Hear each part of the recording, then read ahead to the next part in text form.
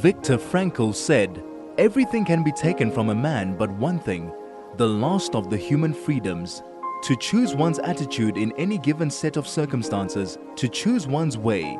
This is Finding Human with Sue Jackson. Stay tuned for the next hour as Sue explores the human psyche, what makes us tick, and how to live better, more fulfilled and more meaningful lives. Only on 101.9 High FM. Hello, this is Sue Jackson on High FM on the Finding Human program. And for the next hour, you'll be joining me in conversation with Meryl Malkin and Lisa Klotz, social workers from King David High School, as we discuss the impact of bullying on our youth and on our society. June is Youth Month in South Africa, and it's dedicated to the youth of 1976 who had the courage to stand up against the apartheid government and fight for freedom and equal rights to education. So it is now June 2022, and we are all being tasked to take a stand against bullying in our schools, our homes, the workplace, society, and online. Teachers, parents, youth, adults, we all have to say stop. Michelle Obama said, when someone is cruel or acts like a bully, you don't stoop to their level. No, our motto is, when they go low, we go high. Let me just go on by saying that we are constantly being faced with choices. And we have this comes with a huge responsibility, and our choices are important and have consequences. However, an awareness that we have the freedom of choice is a first step towards growth. So we often have to ask ourselves, who am I? What do I stand for? And look at the bigger picture. Can you hear me now? I mean, I can see these two beautiful faces looking at me. Okay. Meryl Malkin and Lisa Klotz are senior social workers at King David High School, Linksfield, and they are adolescent counselors. We are definitely having a big problem here with. This is Finding Human with Sue Jackson. Only on 101.9 High FM. Hello, this is Sue Jackson, and hopefully I'm back with Meryl Malkin and Lisa Klotz. Can you hear me now? Can you? We can. Thank you. Sorry about that. At last. Sorry about that. But we are together. And I started by actually saying that it is Youth Month, June 2022, and that we are all being tasked to take a stand against bullying, just as in 1976 they stood up against the apartheid government and fought for freedom and equal rights to education. So let me start again by introducing Meryl Malkin and Lisa Klotz. They are senior social workers at King David High School, Linksfield, and adolescent counselors, and they are very proactive in tackling bullying in the school. Welcome, both of you. All right, Meryl, won't you just... Right. Okay, I can hear you. Will you please explain to us what is bullying, because it comes in so many forms. Tell me a bit about what bullying is. Okay, I'm going to ask Lisa to answer that one. Okay. Okay. Lisa Hello, Klotz. Sue. Hi, and welcome. Hi. I'm sorry, we're obviously having a problem with this everywhere, so it's not just you or us. Lisa? Okay, we are sorry about that though. So we've got a lovely definition of bullying, which does include the fact that there is a power balance that happens in a bullying situation. The first scenario is that when someone says or does something unintentionally hurtful and they do it once, that is what is called rude. When someone says or does something intentionally hurtful and they do it once, that does something intentionally hurtful and they keep doing it, even when you tell them to stop or show them that you're upset. That is bullying. Okay. So we talk about the power imbalance and the fact that it's a repetitive, intentional behavior. Okay. And the reason that we think that that's important is that, I think what's important about that is that people need to know that not every encounter where there is meanness or hurtfulness, is it bullying? And I think that's confusing for some people. And I think it's confusing for parents when their kids come home and explain a situation that they've had at school specifically. So would you say that the parents' expectation of the school about bullying is rather high? I mean, do they, if the children come home and report, say someone was mean to them, how do you handle that if the parents come to you and say, my child is being bullied? Okay, so I think with parents what's very hard, and I think that the expectations of situations are pretty difficult, but I think that what is important to note is that we understand how hard it is for parents. We do know that when you have a child who's very upset and they come home to you and they explain that they've been hurt, that you want to take that pain away. That, of course, we know that. The second thing that we need parents to understand is that we're not working in opposition to parents. We want to work in partnership. However, as much as a school says that they have zero tolerance to bullying, and we do, we try our best in every situation that comes to us to deal with it. It is a very complex situation.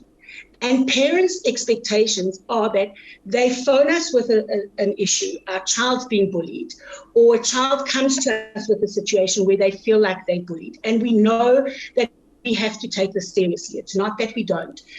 But it is so much more complex that a child comes and says, I'm being bullied. We take that as the gospel, and then we take the other child and just punish them or do something that the parent who's reported it wants us to do. It doesn't work like that. We have to investigate what's happened, and that takes time. It's not as simple as saying, my child is telling the truth, they're being bullied, and therefore you should just do something about it. And the truth of the matter is the kids are very skilled. I mean, I think Clinton, you've spoken to Clinton. We've spoken to Clinton and to Brian a lot about it, and to many other people. Children who are doing the bullying, they know that they are being watched, or people will look at them askance if they're doing this bullying behavior. So they're not stupid enough, that's the word Clinton used, to do it in a way that adults are going to pick it up. And it's going to be obvious. They do it when they... Yes, right. So parents will often say to us things like, the teacher must have seen it, the teacher knows. You just have to ask the teacher. When we ask the teacher, they don't know. Okay. That is the truth. They might pick up a bit of attention, but they don't know where it's coming from. We're going to get back to that shortly. This is Finding Human with Sue Jackson, only on 101.9 High FM. Hello, this is Sue Jackson on the Finding Human program, and we're trying to connect again with Meryl Malkin and Lisa Klotz, senior social workers at King David High School, Linksfield. Our topic is on bullying and on taking a stand and letting your voice be heard. Hello, Lisa and Meryl. Can you hear me now? We can.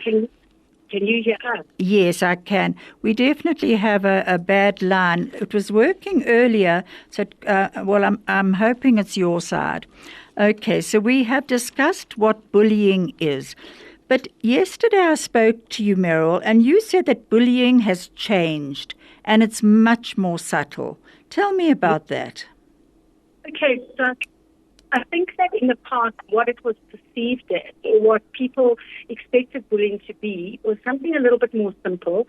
Somebody or a person, a big, large person would come and hit or intimidate a smaller person. And unfortunately, that it's easy to spot or to understand. But I think that it doesn't work like that anymore. I think the way bullying works is in a very subtle, underhanded way, because I think kids have understood that it's so unpolitically correct to bully. So they've found different methodologies. There's always had been bullying. There always will be bullying. We have all been bullied. We have all been bullied. And we have all been bystanders. So I think that it's something that's very much part of communities all over the world. We're not the only community. We're not the only school. It's everywhere. And I think that what happens is that it does shift and change to meet the needs of a particular community because it is seen as not acceptable. So how the kids do it is they call it, the words they use is they chirp me, or they scare me, or they say ugly things to me. And a lot of it that happens here is it's exclusion. Now, what happens with boys is it used to be this much more physical stuff, the type that Clinton and Brian spoke about and show in their presentation. We don't find that a lot today, even with our boys. It's still more this exclusion, chirping, making mean comments. Okay. So, in other words, it's actually far more confusing then if the boys are actually beginning to bully like girls. Yeah, or let's say that people are bullying like each other. Okay. You know, they're just doing it. It's not as simple as what we thought it used to be. It just isn't like that anymore. Not that doesn't happen; it still does happen, but it's not always like that. Because I was looking at a stopbullying.gov, which said that when bystanders intervene, bullying stops within 60 seconds, 57% of the time. And yet you're saying that it's so subtle now that often the bystanders don't know what's going on. I wouldn't say that bystanders wouldn't know. If we're talking about kids in groups, it's a possibility that the people standing around or the kids that are in the group do know about it. It's the adults around or the teachers or the people who would be likely to stand up. It's very, very difficult for kids in the same grade and age grouping to stand up. We know this. Mm-hmm. And I think that's also one of the difficult things, people's expectations of kids to stand up, saying it doesn't happen. Generally, the bystanders who can be more helpful are kids who are a little older, or certainly older. Matrics who see it or understand that it's happening or are told that it's happening. Because, and not by intervening in the most obvious way. Again, it's then the parents of the kid who is doing the bullying might perceive it as their child being intimidated. Mm-hmm. It's by giving support to the person who's being bullied. Mm-hmm. But I just wanted to come back to one of the points that you were making about the parents in the beginning, because I think we didn't cover that enough. And I think that because you can see how complex this is, I think that parents expect it to be so immediate. And I think that Lisa was going to just talk to that about when parents come into, report it, how difficult it is. Okay, so Lisa, do you want to pick up on that again? Definitely. So I think that if there's anything that we learned from Clinton and Brian's story is that everyone has a story, both those that are being bullied and those that are exhibiting bullying behavior. They are both coming from a perspective of maybe pain or anxiety or in a post-lockdown world, the trauma that they've experienced and trying to survive. And I think that that's what's important. Parents feel that when a complaint is laid about bullying, that it would be an immediate resolution, that the school would act on it, punish the perpetrator, and it would end. We know that that's not what happens. We know that it needs to be investigated from both sides to understand what is happening, and then to follow the process either from a disciplinary point of view or from a therapeutic point of view, where they would have the opportunity to talk to each other with the counsellors present. We call it a mediation, where they get to really say what has been happening for them with the intention of either resolving the conflict or going their separate ways. So I just need to mention that Clinton and Brian, that Meryl and Lisa are speaking about every now and again, were on my program a few weeks ago, and the one was a bully and the other one was a bullied, and they showed how the different roles actually often intercepted with one another, and what was happening with the bully and what was happening with the bullied. So what Lisa is saying is a very important fact, because I think so often parents go in and expect you to do something immediately to stop the bullying, not realizing that you actually have to really look into whether it is bullying and what's happening with the bully, the so-called bully. Is that so, Lisa? Correct. Correct. And I think, again, it's not, as Clinton and Brian made clear in their presentation, it's not that we're looking to excuse the bully or say the bully doesn't have a part in this or doesn't have to take responsibility for their behavior. What we are saying is the person who is doing the bullying behavior has a story too. There's a reason to it. And that often it comes through a secret because they're holding a very, very scary secret for themselves, or because they're particularly anxious about something, and the person that they're bullying is triggering it in them for some reason. That person becomes the target to them because it represents their fear or whatever that is. And again, we have to say clearly, it's not excusing it. However, if we can say, if not from us, not from Lisa or myself or any counselor, when as an adult we say they're bullying you because you're actually scaring them, you actually hold power, they don't believe it. But because Clinton, who himself was the bully, could stand up and say, I did it because I held a secret that was very hard for me. His secret was that he liked boys. And Brian represented that for him, his fear of becoming like Brian. And so he had to pretend that he was very, very macho. And in order to do that, Clinton beat up Brian. So when you do that and you can see that they don't have a vulnerability, it can make it easier for the person who is being victimized to understand and to take away the bully's power. Again, I'm saying it was a very strong proviso. We are not excusing the bully's behavior. We are saying both parties need help. And Luke Lamprecht, very interestingly, who we deal with a lot in other cases of bullying, often says kids under 16 are children. They are both victims.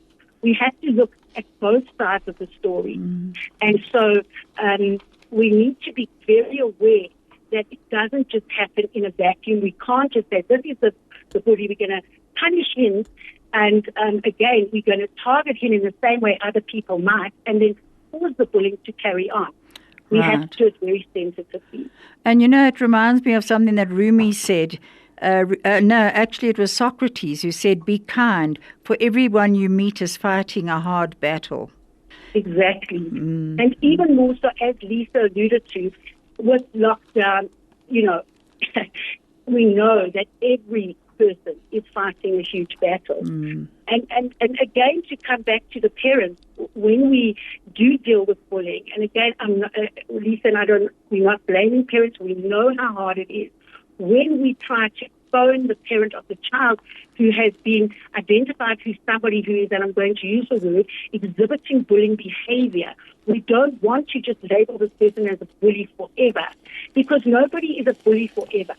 And bullies bully in pockets, like we do everything in pockets. We don't do any one behavior all the time. But what happens is that the minute we call a parent and say, listen, your child has been identified as somebody who is bullying or is doing that bullying behavior to somebody else, again, because of this political correctness and it's my child is not a bully. You are labeling my child. They're going to have a black mark against their name forever. In the same way, the parent is saying, my child is being bullied and they're going to be damaged forever.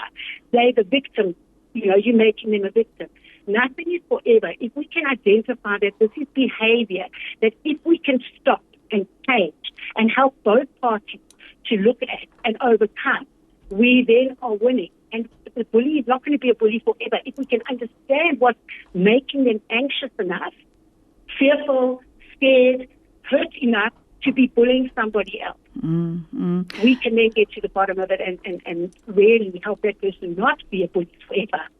Meryl, just tell me a bit about the types of groups, the formation of groups at school, and how these impact on different behavior. Okay, so that's a very good one and an interesting one. And we often use this to explain to the children how come they get excluded from groups. And exclusion is one of the Just wait one moment. Sorry, you can't see me, so I can't sort of hold up my hand. We'll be back with that in a moment. This is Finding Human with Sue Jackson.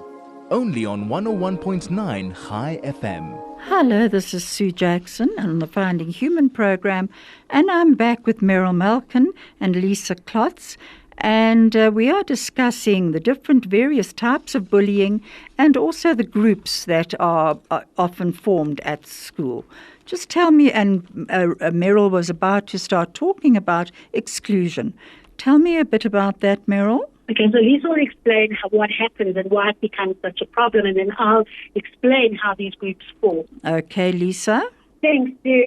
So I think what happens, particularly at high school, is that the friendship groups that were maybe maintained throughout nursery school or primary school, where the moms are friendly and the children have connections because they do extramurals together and they're in a class together, that starts to change as they mature, and they might start to make different connections with people who they seem to have more in common with, that they connect with on a different level, and then those initial groups sometimes start to fall apart, and children start to feel that they're excluded when there are Saturday night arrangements or the WhatsApp groups that happen, and the bullying starts to look more like that, where there's exclusion as opposed to a very outward display of aggression. Right. Right. What happens is that we'll get calls, but either the children themselves will come to us very, very sad, it's very, very hurt, or the parents will phone us, and basically what they're hoping for is to get back into the group. But just to explain, this is something I learned from Leonard Carr, so I'd just like to acknowledge him here, something that's been very helpful, explaining to the girls, and it happens with the boys, why that starts to happen. There are many, many, many types of personalities that help us develop, and we are people that have personality traits and then interests. And we have two kinds of groups that form. One is called the social group, and one is called the self-preserving. Mm-hmm. Okay? Neither is a better type of personality trait. We all have a bit of both, but we have one that is more, that we are more of in the nth degree. Like if I had to push you to something, you would choose which one you would. But for example, in a social group, the group is everything. I have to dress like the group, decide to be everything that the group does. We do as a group, and it's the group over everything. That is the main focus of our life, and we will do everything that the group desires. So that's the social group. The social group. Mm-hmm. It's a self-preserving group, and a group where the young people are how they form is that I need to do things that best work for me as a person. So, for example, if we were going out on a Saturday night and the curfew to get home is 11 o'clock, my parents wouldn't even have to tell me that I had to get home at 11 o'clock because I know that tomorrow I've got a dancing exam, I've got to study. I'm going to choose to go home at 11 o'clock because it suits me. I'm going to wear the clothes that suit me because I'm never going to wear clothes that, maybe are skin tight if I'm a little bit overweight. Whereas in the social group, I'm going to wear exactly the clothes that everybody else does in the group. So they're very different groups then. Sorry? They're very different groups then, these two. Very, very, very different groups. And often because, as what Lisa said, is that in the early stages, we get into groups for all different sorts of reasons, but not because of our similarities. So we land up in a group where the group is starting, maybe in a social group, they're starting to experiment a bit more. They really like boys, clothes. They're into clothes. They're into being more social. But in that group, you are the person who's a bit more self-preserving. So you don't want to do the same things as those kids are doing, and you make them feel, just by your very presence, guilty about doing it. Mm. So they start to exclude you. And it's a very subconscious process. They're not doing it on purpose. They just know that you make me feel uncomfortable. So you get shunted to the side. Mm. And or otherwise, I should imagine there's peer pressure to actually behave like the others are behaving. Exactly. And you can get back into that group if you really want to. And it's so funny when I speak to a lot of people, I'll say, I can tell you exactly how to get back into that group. Exactly. You need to do this. You need to kowtow to the queen bee. You need to wear these clothes. You need to stay out all hours with them. You need to do exactly what the group is doing. And they say, I can never do that. So I say, but you want to stay in that group? Yes. Well, how's that going to work? And we've got a saying that, again, doesn't come from us. We can tell we're very eclectic. We work from all different sources. And it comes from, well, Tracy Farber taught it to us. And she says, go where the love is. Go where the love is. I love that. Go where the love is. Because here you're spending so much effort trying to get back into a group that you don't fit in, right? Now, it's a very difficult one because it is essentially a bullying scenario. These girls are not accepting that person back into the group. And this child keeps saying to the parents, that's the group I want to be with. But they don't essentially they don't even really like the kid. You'll go, well, do you like that person? Well, not really, but I want to be in that group. And it's exactly the same with the self-preserving group. You'll get a very social person in the group. But they've been with them since they were very small, so they feel like that's where they belong. But, and again, I say, well, I can tell you exactly how to stay in the group. You need to leave at 11 o'clock. You need to work hard. You need to do the things that are going to suit the group. No, but I can't do that. Can you see how difficult it is? And again, it comes down to that discussion. Do young people have the right to choose who are their friends? As adults, we don't get this right. We still have these difficulties. Definitely. And that's a whole different situation. So you can see how complex it is. Absolutely. We're going to have to move on because of time running out. But Lisa, tell me a bit about social media bullying. Well, I think that what makes it difficult on social media is that there's two ways of looking at it. The first is the outward kind of putting a group arrangement on Instagram or Snapchat where you see an arrangement happening. It's your group of friends. You would imagine that you would be part of it, and you are excluded, and you see this happening in real time in front of your eyes while you're sitting at home thinking that your friends are also at home, which is absolutely heartbreaking. I think in the past, what was a bit easier in terms of exclusion was we didn't know about it. Maybe we only knew about it on the Monday morning when they were talking about a Saturday night arrangement at school. The following week, that's when we would hear about it. Now they're hearing about it, seeing it in front of their eyes in real time and creating enormous anxiety. And very hurtful. Very hurtful. It's heartbreaking. That is the one side of it. The other side is one where they would enter into a chat room or an app, which is an anonymous platform, which encourages you to write feedback about the person. To me or honesty box, one of those, without inviting the feedback. And the problem is that it's anonymous, but they do get this very negative feedback about themselves, about who they are, what they wear, what they're good at, what they're not good at, with very damaging consequences. So that more of the first kind. So that anonymous platform, you can't really follow a trail to go back to where it started. No. That's a very difficult one to deal with. And, again, parents say, but my daughter knows it's so-and-so, or my son knows it's so-and-so. You can't know. You can only assume. It can be anybody. It can be people that aren't, come from a different, somebody we don't even know. Absolutely. So it's very, very difficult.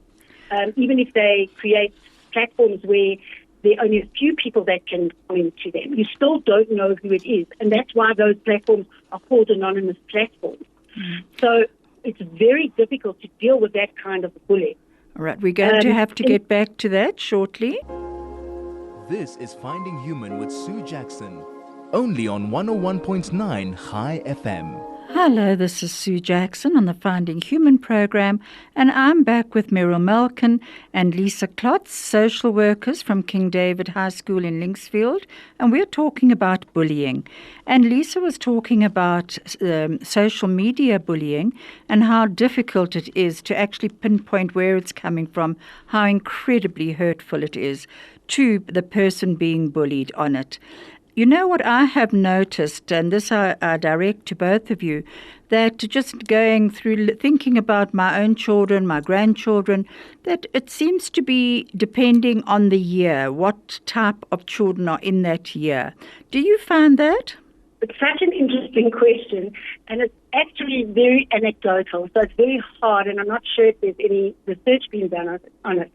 But we do find that there are years that are more easygoing, that they're more accepting of each other, and then there seems to be years where these difficulties arise more frequently. And we're not sure what that's about. Perhaps if you believe in astronomy or astrology or whatever, you believe in how the stars align when the children are born. But I'm not 100% sure on that, and I think it's very difficult to comment on it, but we do anecdotally find that we'll have a more particularly difficult year. Mm-hmm. Yeah, I also think that that's important in terms of going where the love is, because in a year we do find that there is enough variety for you to be able to find your tribe and find the people that are going to love you and accept you for who you are. We feel very strongly about going where the love is and being able to identify that. Especially in a bigger school where there is more, more choice. Yes. And I think that comes to the school because there's often a lot of question as to what do the schools do. I mean, we often see on social media, there's often queries that as to the school does nothing, and we don't often, give kids the skills to do the stuff, and we don't take it. As you can see, it is very complex, and we spend a lot of time doing this. But we do many, many things. One of them being that we help to get something like Brian and Clinton's presentation off the ground. We bring in every year Sven Rygrock, who is an actor who was in Spike, who comes to speak to the kids. We run programs. The life orientation programs are oriented to deal with some of this stuff. We constantly putting our minds to it. After watching Brian and Clinton's presentation, some of the teachers actually came up with some really good ideas, and some of the kids, on how can we take this forward. And one of the very good things that they came up with is that in the presentation that Brian and Clinton did, Brian happened to find a matric boy. He was in grade 9, and he found a matric student leader who he reached out to in an anonymous way, and the person responded to him. And that person didn't go and then intimidate the grade 9s that were being mean to him, and especially Clinton. But what he did do is that he would hang out a bit with Brian. He would go and check in on Brian. And Clinton says just knowing that Brian had this person, this older, strong, very popular person who cared for him, who was around him, he wasn't alone, gave this very strong message, I better back off. And so we want to start, the person's name was Gary, and they want to start a campaign, Find Your Gary. Wonderful. In the school if you're being bullied. So I think we are trying. We do things. We do take it very seriously. It just doesn't always work out the way the parents wanted it to. And also, we can't give feedback to the parents, the victim. Parents. I don't like the word victim. Maybe we can call it the person who the crime has been perpetrated against, because we live in a time we've got something called the Poppy Act. We can't give one person information around another person because it's private. We can only say we are dealing with it. And we want to deal with it in a way that it doesn't cause more damage to the person who is being bullied or the alleged bullying is taking place on. We're going to have to end now, unfortunately, But I did have a few YouTubes to play, but because of our technical problems, we didn't get to hear those. We will definitely redo this program because there's so much to discuss.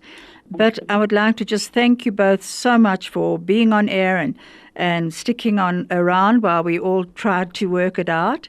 Rumi also said, before you speak, let your words pass through 3 gates. Is it true? Is it necessary? And is it kind? And I think that is something that we can all learn from. Is it kind? Is it true? Is it necessary? Before we put anything on social media or anything that we speak about. Thank you both so much, and I will be in touch.